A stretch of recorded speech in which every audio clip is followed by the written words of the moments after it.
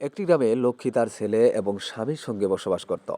তার স্বামী একজন কুস্তিগির, কিন্তু সে ভীষণ লোভী মানুষ। লক্ষ্মী যে টাকা উপার্জন করত, তার স্বামী সেই টাকা নিয়ে এক অন্য নারীর পেছনে উড়িয়ে দিত এবং প্রতিদিন নিজের লালসা সেই নারীর সঙ্গে পূরণ করত। লক্ষ্মীর জন্য স্বামীর হাতে মার খাওয়া ছিল একেবারে সাধারণ ঘটনা। কিন্তু একদিন পরিস্থিতি এতটাই খারাপ হয়ে যায় যে লক্ষ্মীর স্বামী তার সব গয়না নিয়ে সেই রক্ষিতা নারীর হাতে তুলে দেয়। এরপর লক্ষ্মী যখন সেই নারীর বাড়িতে গিয়ে নিজের গয়না ফেরত চায়, তখন তার স্বামী বাইরে এসে তাকে চুপ করার চেষ্টা করে, কিন্তু লক্ষ্মী তার সঙ্গে ঝগড়া শুরু করে। এতে আগে তার স্বামী সবার সামনে লক্ষ্মীর মুখে থুতু ফেলে দেয়। এই অপমানে অসহায় লক্ষ্মীর হৃদয় পুরোপুরি ভেঙে যায়। তারপর লক্ষ্মী একটি বাঁধের সামনে এসে আত্মহত্যার কথা ভাবে। সে পানিতে ঝাঁপ দিয়েও ফেলে, কিন্তু তার সাঁতার জানা ছিল, তাই সে আবার সাঁতরে বাইরে উঠে আসে। এত কিছু ঘটার পর লক্ষ্মী ঠিক করে যে সে আর এই গ্রামে তার স্বামীর সঙ্গে থাকবে না। সে তার ছেলেকে নিয়ে গ্রাম ছেড়ে শহরে তার মাসি দেবিকার কাছে চলে আসে। তার মাসি একটি আর্ট কলেজে পরিষ্কার পরিচ্ছন্নতার কাজ করে। লক্ষ্মীর আশা ছিল তার মাসি তাকে কোনো না কোনো কাজ জোগাড় করে দেবে। তার মাসি তাকে বলে মুম্বাইয়ে কাউকে ভয় পেলে চলবে না। কেউ কিছু বললে চোখে চোখ রেখে কথা বলতে হবে, কারণ অনেক লোক বাইরে থেকে এখানে কাজের জন্য আসে এবং তাদের দৃষ্টি প্রায় নারীদের দিকে থাকে। তবে লক্ষ্মী কোনোভাবেই তার মাসির ওপর বোঝা হতে চায় না। পরের দিন সকালেই সে মুম্বাই শহরে কাজ খুঁজতে বের হয়, কিন্তু দুর্ভাগ্যবশত কোথাও সে কাজ পায় না। এদিকে তার ছেলে পাড়ার খারাপ ছেলেদের সঙ্গে মিশে মিশে ধীরে ধীরে খারাপ হয়ে যেতে থাকে। সেই স্কুলে যেতে চায় না এবং সেই ছেলেদের সঙ্গে মিশে নিজের মাকেও খারাপ কথা বলতে শুরু করে।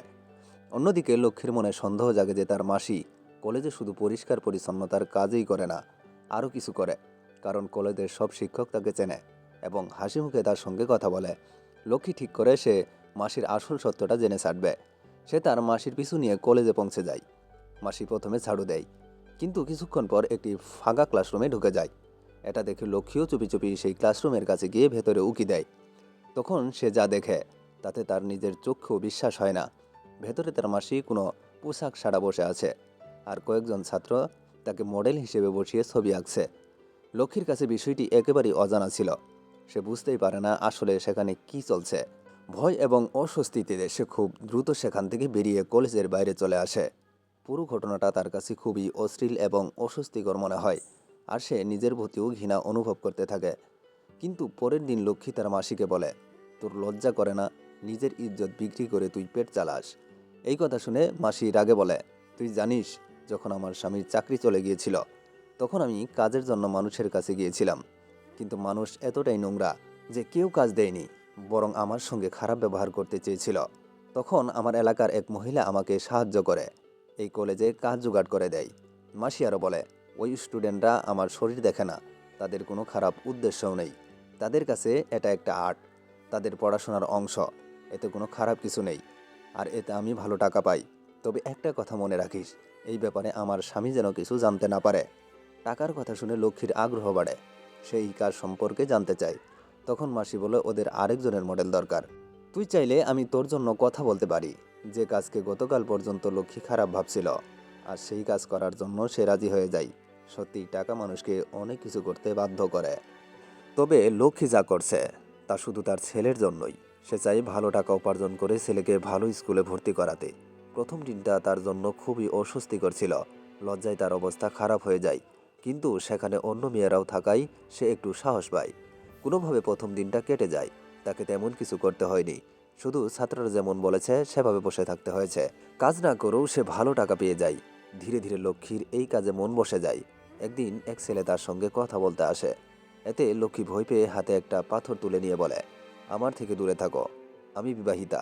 ছেলেটা ভয় পেয়ে থেমে যায়, যদিও তার কোনো খারাপ উদ্দেশ্য ছিল না।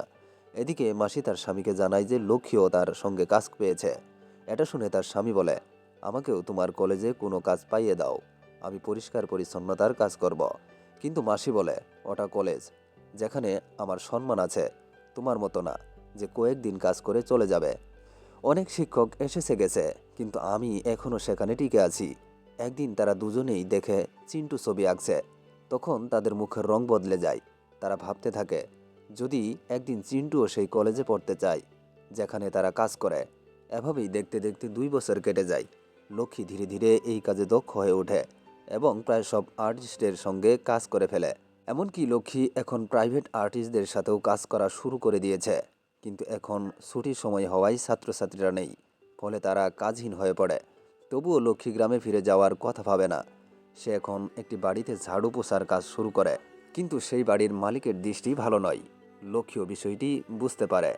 একদিন লক্ষ্মী তার ছেলে চিন্টুর ব্যাগে কিছু ছবি দেখে, যেগুলো চিন্টু খুব সুন্দর এঁকেছে। এতে সে চিন্তিত হয়ে পড়ে। যদি চিন্টু এখানেই থাকে তাহলে সে নিশ্চয়ই এই আর্ট কলেজে ভর্তি হতে চাইবে। এতে তার মাসিও দুশ্চিন্তায় পড়ে যায়, কারণ এতে তাদের গোপন বিষয় প্রকাশ পেতে পারে। তাই তারা সিদ্ধান্ত নেয় চিন্টুকে অন্য শহরে পড়তে পাঠানো হবে। একথা শুনে চিন্টু খুব কষ্ট পায়। সে তার মায়ের সঙ্গে থাকতে চায়। সে এলাকায় অনেক হট্টগোল করে, কিন্তু শেষ পর্যন্ত তাকে অন্য শহরে পাঠিয়ে দেওয়া হয়। এরপর ছেলের পড়াশোনার জন্য আরও টাকার প্রয়োজন হলে লক্ষ্মী কলেজের বাইরেও কাজ করতে রাজি হয়ে যায়।